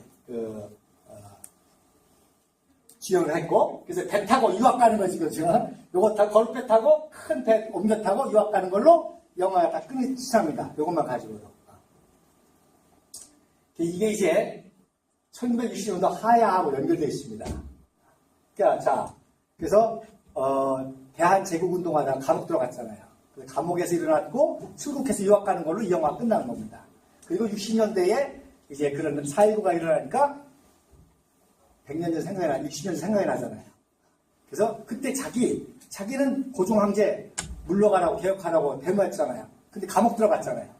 근데 자기에 대한 프로테스트가 아닙니다. 4.19는 뭐예요? 부통령 선거에 대한 부정에 대한 프로테스트입니다. 이승만 박사는 이미 조병옥 박사가 선거 유세 과정에 병에 걸려가지고 콜롬비아 병에서 죽는 바람에 무투표 당선이 됐어요. 그런데 부통령 이기붕이가 자기가 대통령이 되려고 부정선거하는 거죠. 이승만 박사 몰래. 근데 사실 그때 이기붕이는 10걸음도 못 걸 정도로 몸이 환자였었어요. 그러면 이승만 박사는 이미 그때 85세였기 때문에 물려주려고 했어요. 그러니까 부통령이 누가 되느냐가 치아가 쌀렸던 거죠. 그러면 부통령 다음에 승계는 누가 하냐? 내무부 장관이거든. 그러니까 최인규가 난리에 친 거지. 최인규가 왜? 이승만 박사 물려지면 이기붕이가 되고 이기붕이가 몸이 아파서 못하면 내가 해야 된다 해서 최인규가 부정선거에 핵심 역할을 하는 겁니다. 그래서 나중에 사형을 생겼습니다. 그러니까 그 부정선거에 대한 프로테스트가 바로 그 3.15 부정선거에 대한 한 것이죠. 그때 그 틈을 노려가지고 북한이 김주열 사건을 일으킨 거죠. 눈에 체류탄 맞는 사건. 생각해보세요. 체류탄이 이렇게 딱 맞았거든요. 어떻게 쐈다는 거예요? 이렇게 쐈다는 거거든. 눈 앞에서. 그죠? 뭐예요? 조작이라는 얘기지. 그리고 경찰이 쏴서 그렇게 사고가 났으면 시체를 안전하게 처리하지. 바다에 퉁퉁 떠? 그리고 기다렸다가 사진 찍어가지고 보도해? 똑같은 거예요. 요즘 하는 일이라고. 선동하는 거하고. 어쨌든 그러니까 막 그게 일어나가지고 이제 과경주가 또 발표하고 하니까 학생들이 다치니까 이승만 대통령이 나중에 그걸 알고 이때를 생각하면서 깨끗이 하야를 하죠. 그래서 만약에 이승만 대통령에 대한 프로테스트라면은 자기를 물러가라는 청년들 어떻게 만나요?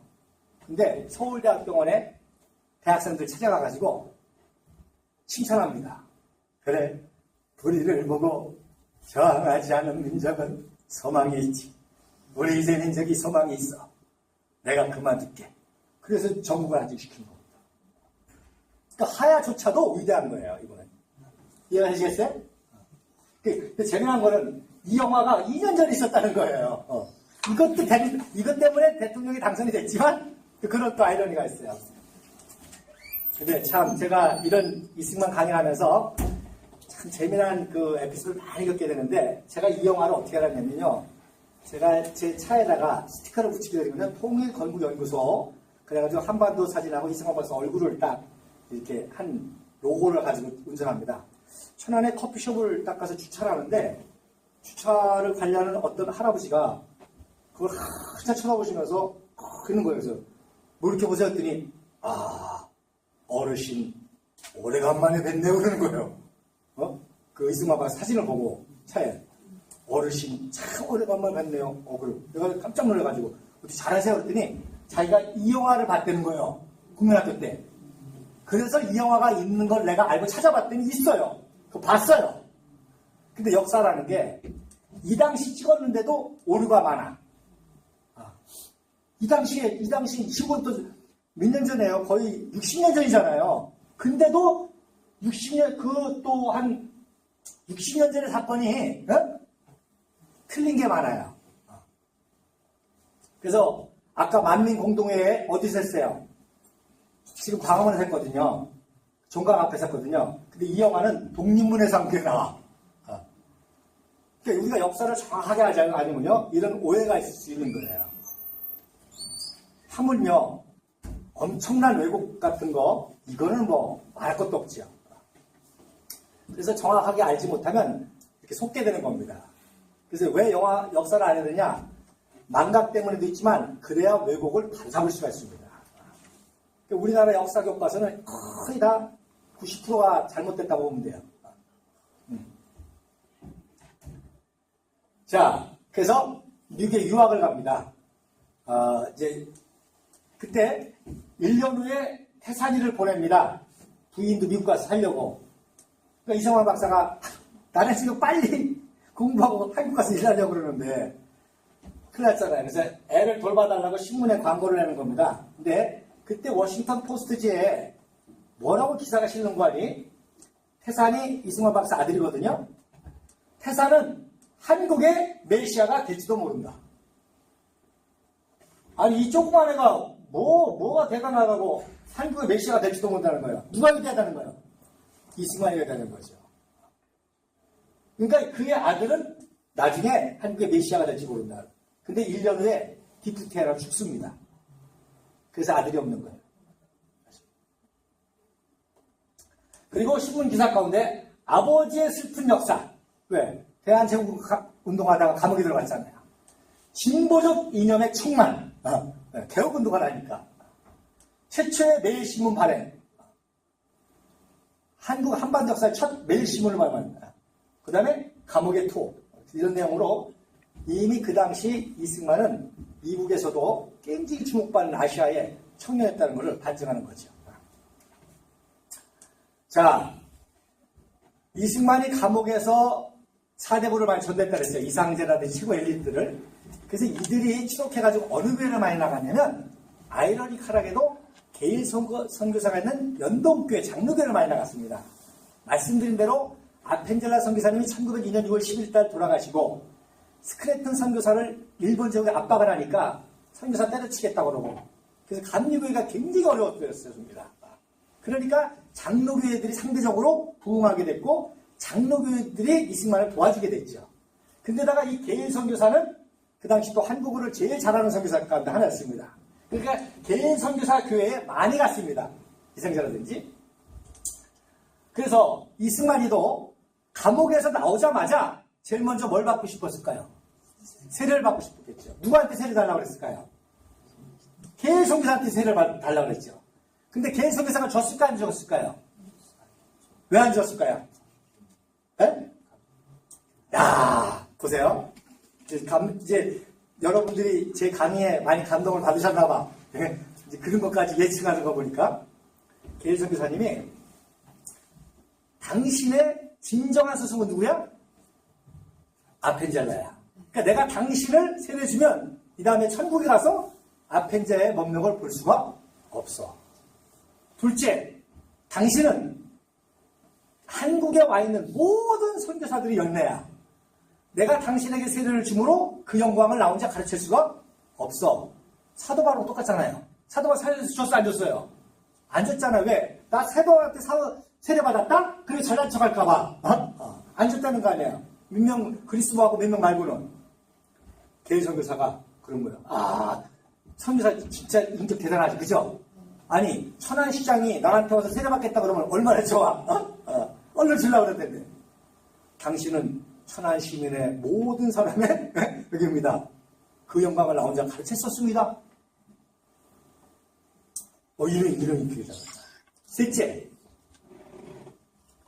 당신만이 조선의 유일한 희망입니다. 그러니까 미국의 제일 유명한 워싱턴의 헨리 목사님에게 내가 추천서를 써주니까 헨리 목사님에게 세례를 받아서 미국의 기독교계, 정치계, 교육계, 경제계 모든 인맥을 내게 됩니다. 할렐루야. 그래가지고 헨리 목사님에게 소개를 시켜서 세례를 받게 합니다. 그때 추천서를 쓰는데 추천서가 긴 게 아니라 딱 두 마디입니다. 이 사람은 감옥에서도 전도했고 또 faithful, earnest Christian, 성실하고 정직한 기독교인입니다. 그럼 끝난 거 아니에요? 성실하고 정직하면 끝난 거 아니에요? 그래서 헨린, 이게 그 당시 이제 개일 선교사님이고 이게 헨린 선교사님입니다. 헨린 목사님입니다. 그 워싱턴 커버넌트 처치의 워싱턴 DC에 이게 워싱턴의 그 교회에 세례 받을 때 그 교회입니다. 여기서 세례를 받았는데 1905년 3월 26일이 이승만의 생일이면서 부활절이면서 세례 받는 날이야. 할렐루야. 어떻게 맞아도 이렇게 맞냐? 그죠? 자기 생일날 부활절인데 세례를 받았어. 이 자리에서. 그런데 이 교회가 트루먼 대통령 때 국가 장로교회가 되는 거예요. 내셔널 프레스 처치가 되는 겁니다. 무슨 얘기냐? 미국의 모든 그 공식적인 대통령 취임식 이런 행사를 하는 장로교회가 되는 거예요. 그런데 거기에서 누가 세례를 받아? 아이젠하워가 세례를 받습니다. 그러니까 이승만이는 여기서 세례받고 뭐가 됐어요? 대한민국의 대통령이 됐고 아이젠하워는 대통령이 되고 여기서 세례를 받은 거야. 일만의 역사를 가졌어. 이제 다시금 자유민주주의 국가 회복하면 니네 나라처럼 될 수 있어. 이미 감옥에서 썼잖아, 책에. 그죠? 이 환란과 이거를 뒷글을 쓰고 니네가 도와주면 다시금 니네 나라가 될 수 있어. 그 다음에 세 번째로 야, 니네 미국이라고 국제 세계 질서를 리드하는데 어려움 안 당할 때가 있어? 있을 거야. 그때 우리가 도와줄게. 그 뜻입니다. 안 믿나 봐. 그게 허버트 선교사님이 1904년도 가스라 테프트 조약 만들 때의 예언이었습니다. 그때 자기의 조국 미국이 대한민국 뒤통수 치는 게 너무너무 가슴 아픈 거야. 치사하게 말이야. 뒤에서 비밀 조약 내가지고 어느 정도 치사하게 하는지 아십니까? 우리를 암시시키려고 루즈벨트 딸 신혼여행을 한국으로 왔어. 선교사 만난다는 명목으로. 그러니까 한국 사람들은요, 태극기 들고 환영했습니다. 그렇게 해놓고서 뒤에서 비밀 조약 내준 거야. 그러자 헐버트 선교사님이 얼마나 자기 조국이지만 그랬어요. 그러니까 헐버트 선교사가 예언한 겁니다. 이승만한테 가르쳐준 거예요. 니네 미국, 한국을 배신한 거 반드시 후회하게 될 거야. 이게 뭐죠? 1941년 12월 7일 진중한 기습작전이잖아요.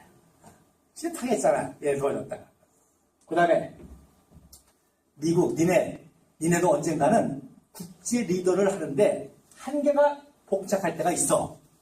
그때 니네들이 한국에서 인재를 구하게 될 거야. 그 예언인 거야. 그 예언을 가지고 이승만 박사가 이때 한 거죠. 그래서 세 가지를 끌어냅니다. 첫째, 한미동맹을 맺죠. 한미동맹. 여러분, 한미동맹이 하나님과 아브라함과의 동맹하고 똑같습니다. 너를 축복하는 자를 내가 축복하고 너를 저주하는 내가 저주하리라.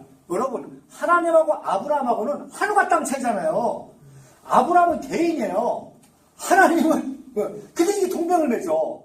그 다음에 누구랑 동맹을 맺죠? 아비멜렉하고 동맹을 맺잖아요. 아비멜렉은 왕입니다. 왕이 왕하고 동맹을 맺는 게 아니라 왕이 가문의 아브라함하고 동맹을 맺는 거예요. 왜? 하나님이 함께 하신 걸 봤거든. 그러니까 아브라함 잔물 건드렸다가는 내가 큰일 나겠구나. 그러니까 동맹을 맺지 않습니까? 똑같은 거예요.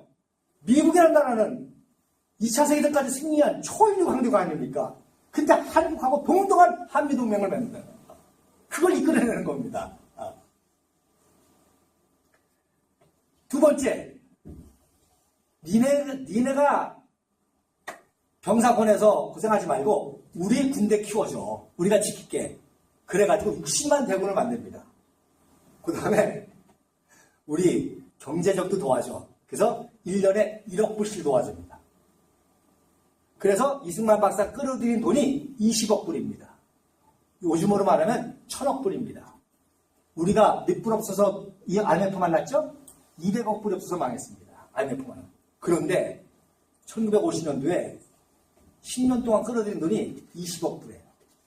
그 중에 단 1달러도 헛되이 쓴 게 없어. 그 중에 우리는 똑똑한 민족이기 때문에 배우기만 하면 세계적인 나라가 될 수 있다. 유학을 많이 보냈습니다. 그래서 아까 사진 보셨죠? 우리는 원자력 발전을 해야 세계적인 나라가 돼서 원자력 과학자 239명을 보냅니다. 그리고 국방을 튼튼해야 되니까 군인 유학을 200명을 보냅니다. 누구 돈으로? 돈 받아가지고 유학을 하는 거예요. 그래서 이게 이승만 박사가 1941년도 7월 달에 재팬 인사이드 아웃이라는 책을 씁니다. 그 책의 내용이 뭐냐면 욕심이 잉태한 즉 죄를 낳고 죄가 장성한 즉 사망에 이르느니라. 일본이 욕심이 잉태해서 조선을 식민지하고 만주를 먹고 중국을 침략하고 아시아를 또 탐욕을 누리다가 결국에 미국하고 전쟁을 일으킬 것이다. 그 책을 쓴 거예요. 그랬더니 미국 사람들이 어디 감히 일본이 미국을 침공해 기습을 해? 그 태평양 사이가 있는데 안 믿는 거예요. 그리고 저 미친 늙은이라고. 그러니까 이승만 박사가 딱 세계사를 보니까 대한민국이 독립할 방법은 딱 하나밖에 없어. 뭐예요? 일본하고 미국하고 전쟁해서 지는 방법이 없을 거 아니야. 그래서 그 책을 쓴 거예요. 일본이 반드시 전쟁을 일으킬 것이고 그리고 패망할 될 것이고 조선이 용립할 것이다. 아무도 안 믿었어요. 그랬는데 1941년 12월 7일 날 진중한 기습이 났잖아요. 그러니까 일약 이 책이 베스트셀러가 됩니다. 그리고 루즈벨트 대통령이 놀라게 되고 그래서 조선 독립을 이루는 카이로 선언을 이뤄내게 됩니다. 그래서 책 인쇄가 막 들어오게 되죠. 그리고 이제 이승만 박사는 이제 막 세계사의 중심 인물이 됩니다. 그래서 41년 1월 말에 보이스 오브 아메리카라는 방송을 사가지고 전 한반도의 비밀리에 방송합니다. 저는 워싱턴에 있는 이등만입니다. 우리 민족에게 기쁜 소식이 있으니 일본이 드디어 욕심잉태야 미국의 전쟁을 일으켰는데 반드시 불변함으로 망할 것입니다. 그 불변함 망했잖아요. 히로시마 나가사키에 그 독립했잖아요. 그 방송을 한 찍은 사진입니다. 그리고 대한민국이 건국이 됐죠. 건국이 되니까 허버트 선교사님을 1949년에 대한민국 건국 1주년 초청을 한 거예요. 근데 84세의 할아버지가 생명을 걸고 태평양을 건넙니다. 84세가 태평양 배 타고 죽음을 가고. 근데 정말 오자마자 일주일 만에 소천하셨습니다. 요게 원영록 중령입니다. 화령나가 내가 이 김이라는 박사입니다. 그래서 양화진에 모시게 되는 겁니다. 1957년 2월 17일 양화진에 허버트 박사가 이승만 대통령이 허버트 묘지에 참배하는 겁니다. 그러니까 이승만 박사는 시간 늘 기도하고 늘 선교사님 자기 뭘 가르쳤나? 내가 이승만을 뭘 해야 되나? 항상 생각하는 거죠. 그리고 바로 옆에 뭐가 있어요? 벙커 선교사님. 자기에게 찬송가를 가르쳐주고 애국가를 가르쳐줬던 벙커 선교사님 그 묘지에 문안하는 거예요. 이때 말씀드린 대로 원자력을 구성하게 됩니다. 그래서 원자력을 만들게 되죠. 그래서 이게 1949년 7월달 원자력 연구소 기공식 띠가라는 그 원자력을 들여와서 원자력 연구소를 하는 겁니다. 생각해보세요. 이때는 우리가 자전거도 못 만들 때예요. 자전거도 못 만들 때 원자력 연구소를 만들어가지고요. 원자력을 들여옵니다. 그때 이 시즐러라는 박사가 세계 최고의 핵물리학자인데 오래니까 옵니다. 할렐루야. 그 정도의 대단한 인물이었어요. 그래서 핵에 대해서 디스커스를 합니다. 그랬더니 시즐러 이 박사가 그러면 언제쯤 원자력 발전소에서 전기가 나오냐 했더니 너네같이 똑똑한 사람이면 20년 후면은 나온다 그랬어요. 정말 1979년대 고리 원자력에서 60만 킬로와트가 생산이 됩니다. 정확하게. 할렐루야. 근데 생각해보세요. 이때는 우리가 밥도 못 먹을 때잖아요. 근데 20년 미래를 바라보고 이런 일을 한다는 거예요.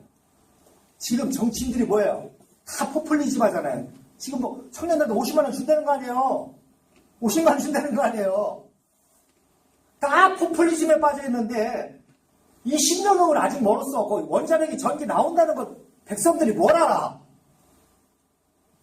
이게 지도자입니다. 할렐루야. 10년, 20년, 100년을 보고. 그러니까 미국 사람들은 야, 니네 당장 굶어 죽는데 무슨 원자력을 해? 이래서 방해하고 그랬단 말입니다. 근데 이 노인네가 말이야 얼마나 고집이 세지 자기 마음대로 하는 거지. 더 재미난 거는요. 이때 기공식을 하는데 이승만 박사가 자 원자력 연구소 기공식을 왜 해요? 원자력 발전소로 만들려고 그러죠. 그 전기 생산하잖아요. 근데 그때 뭐라고 이분이 그러는 거니? 앞으로 여기서 훌륭한 아토믹 머신을 만들 것이다 그랬습니다. 이 아토믹 머신이 뭘 것 같아요? 자, 원자력 기계예요, 기계. 그러니까 지금 발전소를 만드니까 발전소는 아니겠죠, 그죠? 뭐예요? 핵 항공모함입니다.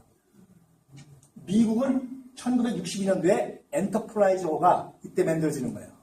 그러나 이 박사는 딱 깨고 있어, 세계에서 돌아가는 거. 그래서 앞으로 우리가 통일되면 북한의 핵 있잖아요. 우리가 그걸 핵을 안전하게 관리하면서 우리는 어디를 침공해서가 아니라 서해, 동해, 남해, 태평양 해양 질서로 해서 항공모함을 만들 겁니다. 그래서 제 꿈 중에 하나가 그거 타보는 거예요. 항공모함 타보는 겁니다. 그래서 박정희 대통령이 62년도에 이제 군사혁명을 성공시키고 여기서 최초로 원자로에서 100kW가 생산됩니다. 그리고 79년도에 이제 원자력 발전소 고리에서 나옴으로 통해서 그때 남북한이 역전이 됩니다. 대한민국 최고도 성장을 하고 북한은 그때부터 망가지기 시작한 거예요. 이미 1979년도에. 자, 그래서 김일성이가 스탈린한테 6.25 전쟁 일으키게 해달라고 허락받고 또 여러 가지 물자 도움을 받는데 스탈린이가 자선사업가예요? 도와줘요? 기장 도와줘요? 뭘 도와줬어요? 금 8톤, 은 2,500톤. 북한의 지하자원 갖다 바치고 무기 가져온 거예요. 그리고서는 남친 허락받고 짜장만 먹는 거예요. 그리고 북한에 이런 모든 기계시설 이런 것들이 많았거든요. 그러니까 그 당시 최고의 화학자가 이승기 박사였습니다. 일본의 후쿠이 박사, 이승기 박사, 미국 스톤 박사가 3대 학자였어요. 그러니까 계속 이승기 박사를 올라오라 그랬죠. 근데 안 올라갔습니다. 언제 올라가느냐? 1950년 7월 22일 날 월북했어요. 이게 무슨 뜻이에요? 유교동란이 언제 일어났어요? 한 달 전에 일어났잖아요. 그러니까 한 달 후에 대한민국은 뭐예요? 끝났다고 생각한 거죠. 그래서 올라간 겁니다. 끝났어요? 안 끝났어요? 안 끝납니다. 대한민국 끝날 수가 없습니다. 할렐루야. 지금도 똑같아요. 정신 못 차리고 종북좌파가 있는 거예요. 지금 줄 잘못 쓰면 다 통일되면 다 역사적인 범죄자가 됩니다. 국제법의 심판을 받습니다. 왜? 북한의 인권 유지는 이제요, 우리 문제가 아니라 국제법적인 문제거든요. 죄송하잖아요. 시대를 잘 봐야 돼요. 그런데 더 놀라운 거는 이 이승기 박사가 화학자라 핵무기도 핵무기지만 생화학 무기를 만드는 거예요. 생화학 무기를 만들려면 무슨 실험을 해야 되죠? 생체 실험을 해야 돼요. 그러면 북한에서 생체 실험을 하는데 누굴 대상으로 할까요? 북한에서 생체 실험을 하는데 누굴 대상으로 하겠어요? 북한 사람이 북한 공산주의 정권을 제일 싫어하는 게 뭐예요? 기독교인이잖아요. 기독교인 대상으로 생체 실험을 하고 있다고. 통일이 되겠어요? 안 되겠어요? 당장 통일될 이유는 북한의 지하교입니다. 할렐루야. 지금도 생명보고 신앙생활하는 지하교인들이 있고요. 성경만 소지해도 들어가고 찬송가만 불러도 감옥 들어가서 정치범수연설에서 있다가 생체 실험을 나가는 거예요. 북한에서 기관단총을 그 간첩용으로 만드는데 성능 실험을 할 거 아니에요. 개를 대상으로 실험을 했어요. 근데 김정은이가 보고, 야, 개를 대상으로 해서 무슨 성능 시험을 하냐? 사람으로 하라 그랬어요. 그러면 그 기관단총 실험 대상이 누가 될까요? 기독교인 대상. 그래서 이승기 박사가 이름을 만들어가지고 지금 기독교인들이 이런 고난을 당합니다. 여러분, 남북 통일이 왜 중요하냐면 바로 지금도 생명 걸고 북한에서 신앙을 지키는 기독교인이 있습니다. 그분들이 기도하고 있습니다. 그분들도 우리가 도와주고 있습니다. 비밀리에. 그런데 통일되면 말입니다. 이태리, 카타고, 터키 가바도키냐 가보셨죠? 거기 갈 필요 없습니다. 이제 통일되면 어디 가요? 북한의 지하교를 갑니다. 왜? 70년 동안 고난의 현장과 생생의 신앙의 자치가 거기 있잖아요.